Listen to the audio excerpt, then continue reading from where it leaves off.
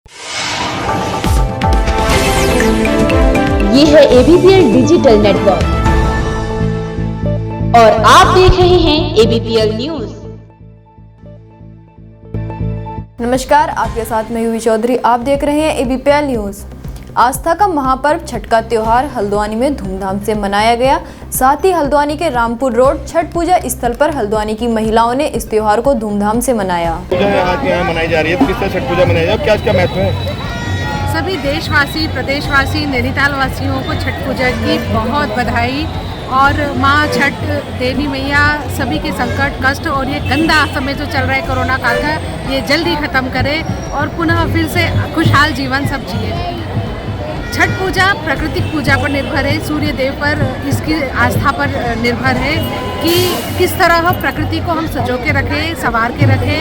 और ये छठ पूजा केवल अब पूर्वांचल में नहीं, पूरे भारत में मनाई जाती है। आज देखिए उत्तराखंड में, एक उत्तराखंड का एक छोटा सा जिला नैनीताल है, उसमें भी इतना धूमधाम से छठ पूजा मनाई जा रही है।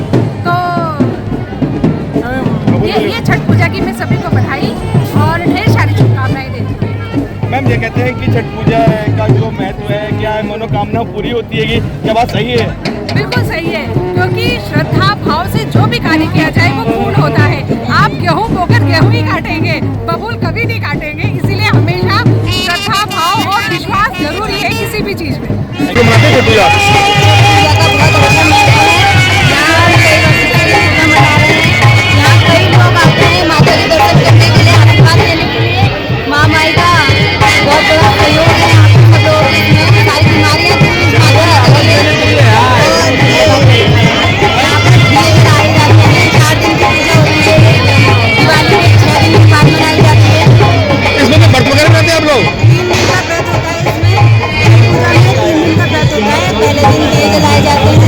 आज आपका व्रत है? जी सर। तो आज क्या मांगा आपने? माता रानी से कहा है सबकी मनोकामना पूरी करे, हमारी मनोकामना पूरी करे। बोलो छठी मैया की। रुड़की के इमली खेड़ा में उद्यान विभाग और वन विभाग की मिलीभगत से भूमाफियों और वन माफियों ने एक दो नहीं बल्कि पूरे 96 हरे भरे पेड़ों पर रातों रात आरी चला डाली। वन माफिया लगातार हरे भरे पेड़ों पर आरी चला रहे हैं, पर विभाग आंखें मूंदे बैठा हुआ है। आइए देखते हैं क्या है पूरा मामला। सर 3 तारीख का दिन था। 3 तारीख में हमें सूचना मिली कि वहाँ पेड़ कट रहे हैं, तो हमने अपने प्रतिनिधि के द्वारा भेज कर वहाँ मौका मुआयना करवाया। हमें 7 पेड़ कटे मिले हैं वहाँ और 4 पेड़ खड़े मिले हैं। उन पर हमने नोटिस जारी कर दिया और हमें मौके पर जो मिला ये हमारी रिपोर्ट है। सर, क्या कार्रवाई की जाएगी? कितने 96 पेड़ में से 7 काट के गए, किसके नाम क्या विरोध? नहीं, 96 पेड़ों का हमें कोई सबूत नहीं मिला वहाँ। हमें 11 पेड़ का सबूत मिला, 4 खड़े मिले, 7 कटे मिले। अगर आपको वहाँ की फोटो दे दी जाए 96 पेड़ पहले खड़े हुए जी, उसके हिसाब से कार्रवाई करें। तो भी सिर्फ 7 ही पेड़ों पर आपने कार्रवाई की है, तो क्या आपने कोई जांच नहीं की गई पहले कि वहाँ कितने पेड़? ऐसी तो कोई जांच नहीं हुई।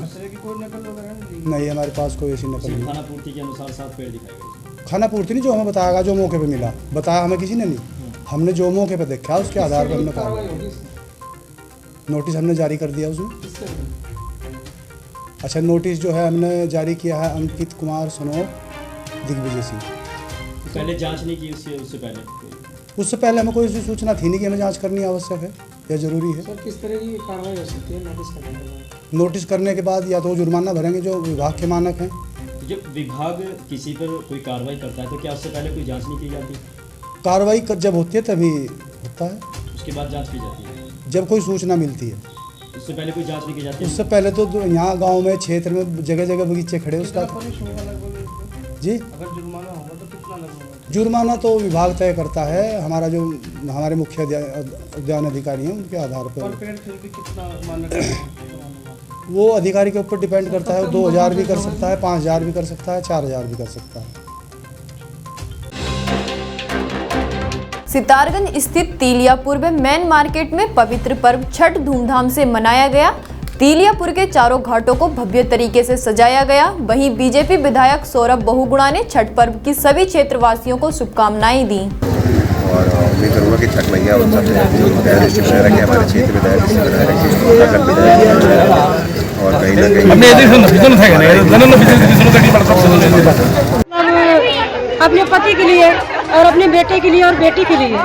किसी की अगर मतलब मान लीजिए बेटी ना हो, बेटा ना हो, तो छठ माता से मांगते हैं कि हे माँ हमें पुत्र दीजिए और हमें हमारे पति की लंबी आयु कीजिए, उनके जैसे काम में रोजी रोटी में बढ़ोतरी कीजिए, इसलिए करते हैं हम लोग। हाँ, और क्या होता है कि छठ माता का व्रत है, बहुत अच्छी तरीके से सब लोग मनाते हैं।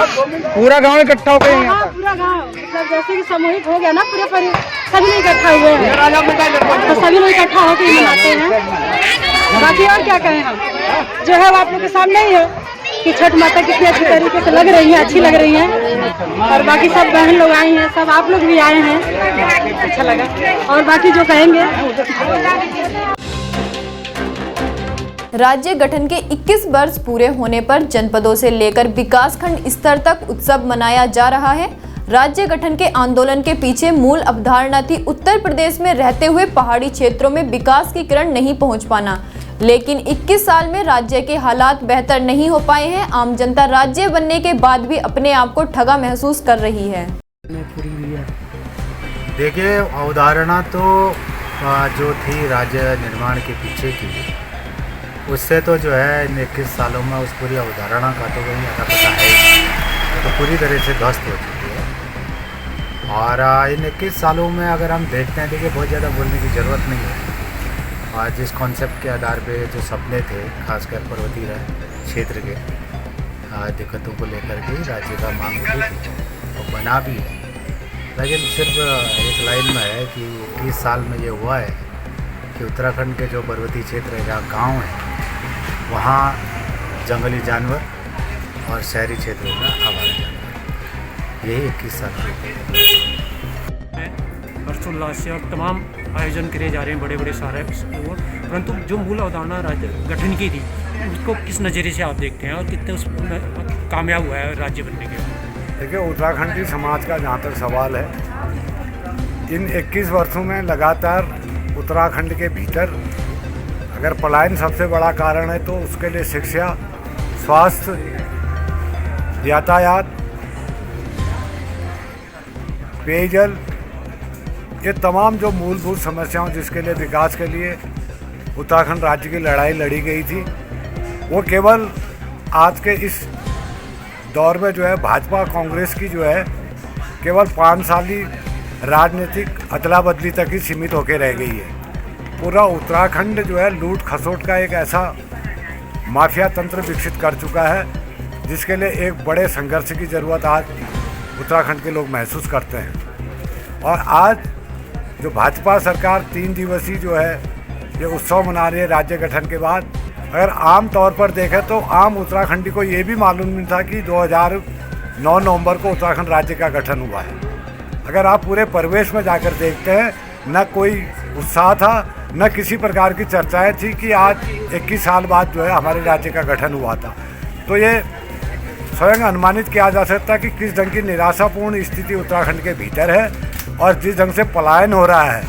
मेरी बात को अन्यत्र न लिया जाए, जिस ढंग से चीन की गतिविधियाँ बढ़ रही हैं और लोग जिस ढंग से पलायन कर रहे हैं, बिल्कुल जो समीपवर्ती उच्च हिमालय और मध्य हिमालय क्षेत्र है, अगर तराई भाबर का ऐसा छोड़ दिया जाए उत्तराखंड का, तो यहाँ पर जो है घोर लोगों के बीच में निराशा है। और जिस ढंग से चीन अपनी अंतर्राष्ट्रीय विस्तारवादी नीति को अपना रहा है और नेपाल की जो खुली सीमा यहाँ पर है, आने वाले समय में राज्य नहीं, केंद्र सरकार या सारे राजनीतिक दलों को चाहिए कि इस गंभीरता को समझें और केवल राजनीतिक चोचलेबाजी न करते हुए बुनियादी संसाधनों को अगर उत्तराखंड की सरजमीन पर उतारते हैं तो बहुत बेहतर है, वरना आने वाले समय में पूरे देश को इस गंभीरता को जो है भुगतना पड़ेगा। जिसमें तमाम तरह के लोगों ने मतलब इसका हर्षोल्लास से उत्सव मनाया है, लेकिन इसमें अधिकांश लोग ऐसे हैं कि जो भ्रष्टाचार में लिप्त हैं या राजनीतिक पार्टियों से अपने स्वार्थ के लिए उनके लिए हैं। और मूलतः जो आम जनता है, ना उन्हें रोज़गार मिल रहा है, ना स्थानीय रोज़गार है। और मतलब आम लोगों को ये मतलब गवर्नमेंट जो है कि लोन के माध्यम से दबाने में लगी है कि उनके ऊपर कर्ज पे कर्ज लगता जाए। और इसमें अभी तक का मैंने सूचना के अधिकार में भी जनपद पिथौरागढ़ में काफ़ी चीज़ें मांगी हैं, जैसे स्वास्थ्य में कोविड में इतना बड़ा घोटाला हुआ है जिसकी शिकायत मैंने पहले भी पूरी की है, CM आवास तक का की है, लेकिन आज तक का उस पर कोई भी ना जवाब आया ना इस पर कार्रवाई हुई है। और इसी तरह सड़कें हैं, सड़कों में घोटाले हैं, जो अभी 1 साल भी नहीं हुआ है, सड़कें उखड़ने लगी हैं हॉटमिक्स के नाम पे लीफापोती की गई है। और ऐसी नगर पालिका है, नगर पालिका का हमेशा क्या रहता है कि सर्दो सौ कराएँ जबकि इनके पास फंड में पैसा होता नहीं है और हमेशा देव सिंह फील्ड को खोदते रहते हैं और उसके नाम पे भ्रष्टाचार की भेंट देव सिंह फील्ड को की भेंट चढ़ चुका है। धन्यवाद। पूर्वांचल समाज के मुख्य पर्व छठ पूजा का लाल कुआं के 1 दर्जन घाटों पर आयोजन किया गया। इस दौरान छठ पूजा स्थलों पर हजारों श्रद्धालुओं ने शिरकत करते हुए भव्य रूप से छठ का त्योहार मनाया। दुनिया में ये छठ का ऐसा त्योहार है, छठ माता की पूजा ऐतिहासिक पूजा होती है। छठ माता के लिए छठ माई का एक अपने आप में कहा जाता है, जो पौराणिक कथा है कि जब भी उन्होंने किसी ने कोई मनोकामना उनसे मांगी है तो पूर्ण हुई है। और छठ माता चूँकि बहुत ही ज़रूरी इसलिए भी है कि लोग अपने संस्कार संस्कृति को भूलें नहीं और अपनी संस्कृति को जीवित रखें। ये भी एक बहुत महत्वपूर्ण बात है। दुनिया के किसी देश में भी छठ का उतने बहुत जोर जबरदस्ती मनाया जाता है। लगता है कि वास्तव में हम पूर्वांचल में बैठे हैं और आज तो सभी लोगों ने इसको मनाना शुरू कर दिया है। पूजा बहुत ही भव्य त्यौहार है और बहुत इसकी मान्यता है और ये त्यौहार 36 घंटे मनाया जाता है। औरतें इसको नहा खा से शुरू करती हैं और वो अर्घ देने शाम को अर्घ देती हैं, सुबह फिर उगते हुए सूरज को अर्घ देती हैं। इसलिए इसका बहुत मान्यता है छठ पूजा की। ये बिहार से शुरू होकर आज पूरे देश में, पूरे मतलब विश्व में मनाया जा रहा है ये त्यौहार। परिवार के लिए क्या मानती है? परिवार के लिए सुख समृद्धि मानती हैं, बच्चों के लिए सुख समृद्धि मानती हैं, अपने पूरे अड़ोस पड़ोस के लिए, सबके लिए सुख शांति मांगती हैं इस परिवार में। जाता है और छठ पूजा सूर्य देव उगते सूर्य और डूबते सूर्य का पूजा होता है। फर्स्ट दिन नहा खा होता है, दूसरे दिन खरना होता है, पूरे दिन व्रत रखो और रात में गुड़ वाली खीर गाय के दूध में वो खाते हैं और पूजा करते हैं। और उसके कल होकर के फिर 24 घंटा का व्रत आज समापन है और अभी सूर्य भगवान के अर्घ दे के हम लोग व्रत खोल लेंगे। क्या कामना है? ये कोरोना है, मेन तो ये कोरोना दूर हो, उसके बाद मतलब सबके जान मान सब सही रहे, पुत्र पौत्र सब सही रहे, यही कामना है सूर्य भगवान से। उगेंगे तब तक। भाजपा अनुसूचित मोर्चा जिला उपाध्यक्ष व उधम सिंह नगर भाजपा के युवा क्रांतिकारी नेता अविनाश वाल्मीकि से देखिए हमारे संवाददाता नवीन भट्ट निराला की खास बातचीत। नमस्कार, आप देख रहे हैं ABPL न्यूज। मैं आपके साथ नवीन भट्ट निराला। आज हमारे साथ खास मेहमान हैं भाजपा अनुसूचित मोर्चा के जिला उपाध्यक्ष अविनाश वाल्मीकि जी। सितारगंज में युवा नेता हैं और समाज हित के लिए भी कार्य करते हैं। ऐसे में आपका बहुत बहुत स्वागत। धन्यवाद प्रवीण जी। जैसे कि विधानसभा चुनाव की उल्टी गिनती शुरू हो चुकी है, विभिन्न राजनीतिक दल एक दूसरे के ऊपर आरोप प्रत्यारोप लगा रहे हैं। आगामी विधानसभा चुनाव में क्या भाजपा दोबारा उत्तराखंड की सत्ता में काबिज होने वाली है? निश्चित रूप से मैं एक बात आपको स्पष्ट कर दूं और हमारी सामान्य जनता हमें देख रही उनको स्पष्ट कर दूं। वर्तमान के हमारे युवा मुख्यमंत्री श्री पुष्कर सिंह धामी जी के नेतृत्व में जो लगातार उत्तराखंड की जनता के लिए बेहतर और सुंदर कार्य किए जा रहे हैं, उससे निश्चित रूप से उत्तराखंड की जनता पुनः भारतीय जनता पार्टी की सरकार उत्तराखंड में बनाएगी। मैं सितारगंज की विधानसभा की बात करता हूँ। इससे पूर्व 2017 के विधानसभा चुनाव में जो यहाँ के मौजूदा विधायक सौरभ बहुगुणा हैं, उन्होंने लगभग 28,000 मतों से चुनाव जीता था। क्या 2022 में जो चुनाव होगा आप लोग पुनः इतिहास दोहरा पाएंगे? निश्चित रूप से, बिल्कुल आपने ठीक कहा नवीन जी। 2017 के चुनाव में माननीय विधायक सौरभ बहुगुणा जी को 28,450 लगभग वोट मिला था इस विधानसभा से, जिसका कारण ये रहा कि जनता हमेशा विकास के नाम पर वोट देती है। सितारगंज की जनता, सितारगंज विधानसभा की जनता बहुत बुद्धिजीवी और बहुत समझदार है। 2017 से मैं अभी तक की बात करूं तो ऐसे क्या विकास के कार्य हुए हैं कि दोबारा जो मौजूदा विधायक सौरभ बहुगुणा हैं या भाजपा की जो सरकार है उन्हें पुनः जो है सितारगंज की जो जनता है वो वोट दे? देखिए, मैं सितारगंज विधानसभा के संबंध में अगर आपसे बात करूं तो विधायक जी द्वारा विधानसभा में ऐसे बेहतर कार्य किए गए तो लगभग इस विधानसभा में 40-50 या कहूँ 60 या लगभग 70 वर्षों से नहीं हुए। यानी आप कह रहे हैं कि आज़ादी 70-74 वर्ष हो गया, आज़ादी मिलने के बाद आज 75 साल हो गए लगभग, तो आज़ादी से अभी तक वो कार्य नहीं हुए हैं? निश्चित रूप से नहीं हुए। मैं आपको स्पष्ट कर सकता हूँ जो कार्य हुए हैं माननीय विधायक सौरभ पवार जी के नेतृत्व में जो कार्य कराए गए हैं, जैसे हमारे सितारगंज में रोडवेज एक बड़ा सपना रहा सितारगंज नगरवासियों का, क्षेत्रवासियों का, परंतु पूरा नहीं हो पाया। परंतु जब बहुगुणा परिवार सितारगंज में प्रवेश हो उसके उपरांत सितारगंज में रोडवेज आज बनके तैयार है। आज यहाँ पे लोगों को परेशान नहीं होना पड़ता, जगह जगह चौराहे पे खड़े होकर बस का इंतजार नहीं करना पड़ता। आज बड़े सुंदर खूबसूरत रोडवेज बनके तैयार है, लोग उसका उपयोग करते हैं और अपनी आवश्यकता अनुसार जहाँ जाना चाहते हैं वहाँ जा सकते हैं। इसके साथ ही आस्था का प्रतीक छठ महापर्व 2 दिन पूर्व प्रारंभ हुआ था। आज प्रातः बड़ी धूमधाम के साथ स्थानीय छठ घाट के पास उगते सूरज को अर्घ्य देकर व्रत का समापन किया गया। 36 घंटे के कठिन निर्जला व्रत रखने के बाद प्रसाद ग्रहण कर यह व्रत तोड़ा जाता है।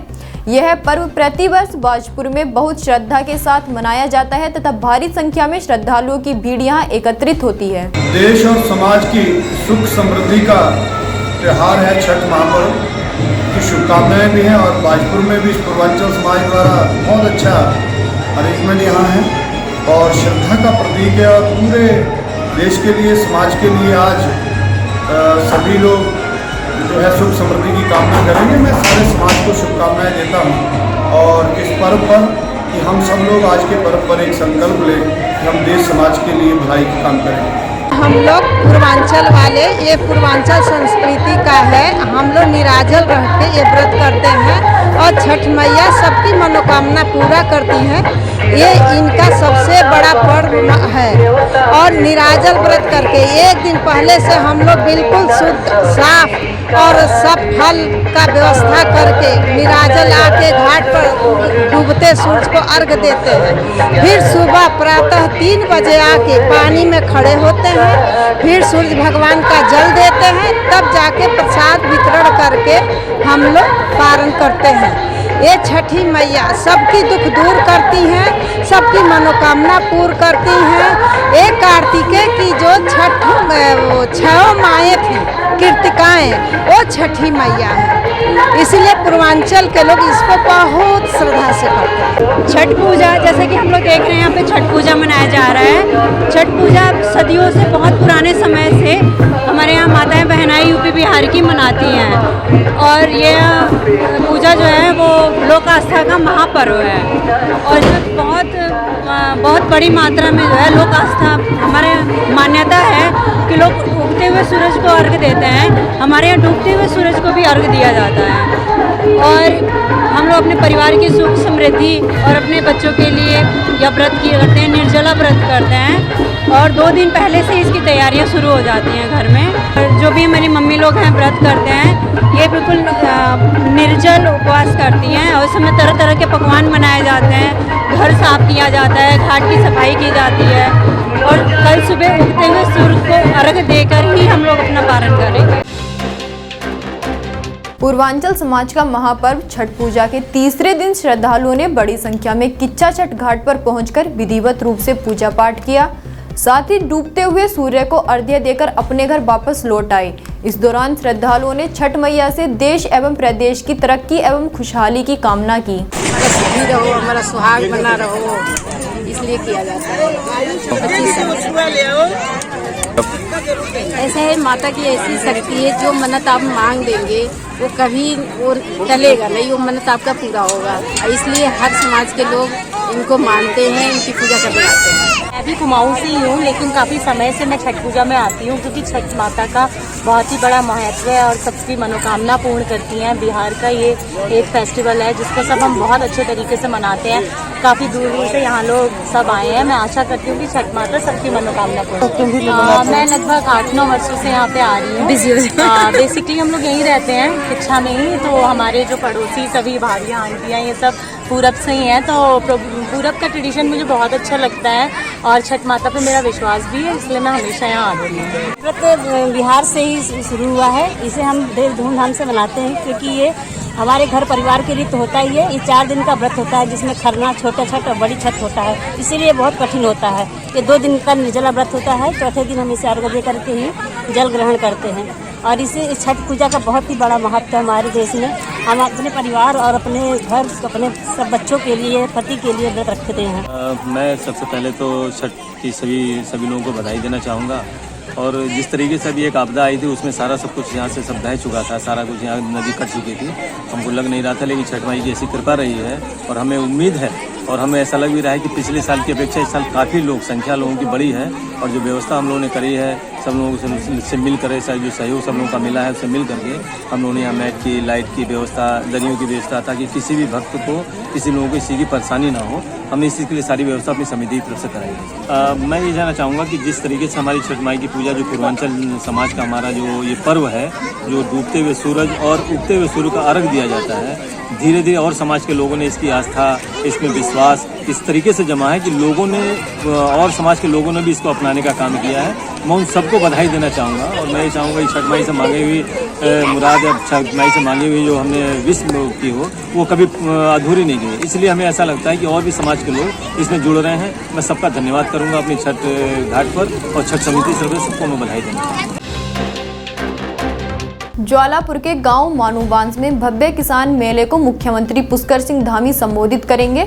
हरिद्वार पुलिस प्रशासन और जिला प्रशासन के अधिकारियों ने तैयारियों को लेकर अपनी कमर कस ली है।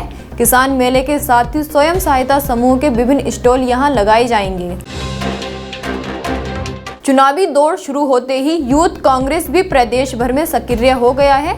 जसपुर में यूथ कांग्रेस द्वारा बेरोजगारी चौपाल की शुरुआत कर दी गई है। साथ ही यूथ कांग्रेस द्वारा गांव-गांव जाकर लोगों को बढ़ती महंगाई और बेरोजगारी के बारे में इस चौपाल के माध्यम से जागरूक किया जा रहा है। भारतीय युवा कांग्रेस ने बेरोजगारी चौपाल कार्यक्रम उत्तराखंड के अंदर चलाया है। ये कार्यक्रम इसलिए चलाया गया है कि हम गांव-गांव जाकर युवाओं के बीच में बैठकर, जो भाजपा ने 5 साल में बेरोजगारों को रोजगार नहीं दिया है और इस प्रदेश के युवाओं के ऊपर केवल और केवल बेरोजगारी का एक भार डालने का काम भाजपा सरकार ने पिछले 5 साल में किया है, उन तक ये संदेश हम लेके जा रहे हैं। और महंगाई के मुद्दे को और जितना भी इस प्रदेश में जिन जिन नीतियों में भाजपा सरकार विफल रही है, वो सारी नीतियां से जागरूक करवाने का, उनसे अवगत कराने का, जो जन विरोधी नीति इस भाजपा के द्वारा इस प्रदेश के जो लोग हैं उनके ऊपर थोपी गई हैं, उनको अवगत कराने का और जागरूक करने का काम भारतीय युवा कांग्रेस गांव-गांव जाकर कर रहा है। अभी 10 से 15 गांव में हमने ये जो है चौपाल लगाई है और हमारा जो टारगेट है लगभग सभी गांवों में जाकर युवाओं से संवाद करके इस भाजपा की जन विरोधी नीतियों से अवगत कराने का हमारा ये लक्ष्य है।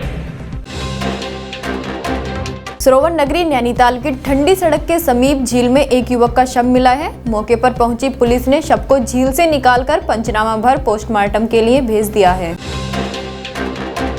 खटीमा में अपने दौरे के दूसरे दिन मुख्यमंत्री पुष्कर सिंह धामी ने गुरु नानक देव की प्रभात फेरी में प्रतिभाग किया। साथ ही उन्होंने जल्द होने वाले विधानसभा चुनाव में अब तक हुए विकास कार्यों के नाम पर जनता का आशीर्वाद मांगने की बात कही है। भविष्य और जिस प्रकार से आज हमारे यहाँ पर केंद्र का सैटेलाइट सेंटर खुल रहा है, हमारे यहाँ पर टनकपुर बागेश्वर रेल लाइन बन रही है, जमरानी बात परियोजना को स्वीकृति मिल चुकी है, ऑल वेदर रोडों पर काम हो रहा है, भारतमाला श्रृंखला रोडों पर काम होता है, रेलवे का काम हो या जो है हवाई कनेक्टिविटी की बात हो, हर क्षेत्र में, चाहे 1 रैंक 1 पेंशन की बात हो, हर क्षेत्र में मोदी जी ने उत्तराखंड के लोगों के लिए एक विशेष रूप से उन्होंने इस क्षेत्र को अपने पूरे उसमें लिया है और लगातार योजनाएं देने का काम किया है। उन सब चीजों को लेकर हम जनता के बीच